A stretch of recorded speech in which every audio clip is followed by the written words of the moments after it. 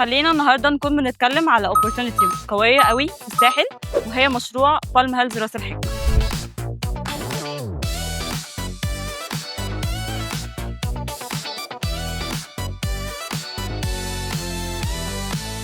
نتكلم ان المشروع ده بيميزه حاجتين مهمين قوي، اللوكيشن وطبيعة الأرض. اللوكيشن مهم لأن هو على بعد 4 ساعات من طريق الضبعة وحوالي 130 كيلو من مطار العلمين.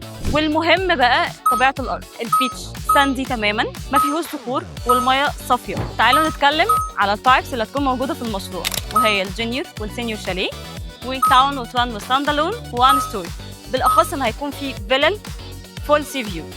تعالوا كمان نتكلم على الفاسيلتي، فهو موجود اكوا بارك وسبورتس كلاب وكوميرشال اريا بتضم براندد من اقوى المطاعم والكافيهات. ايه اللي بيميز المشروع ده بجد؟ وهو وجوده في خليج راس الحكمة مع وجود مارينا عالمية ومطار دولي. عشان تعرف تفاصيل اكتر سجل بياناتك، هنبعتك كل الاسعار والبيمنت بلان.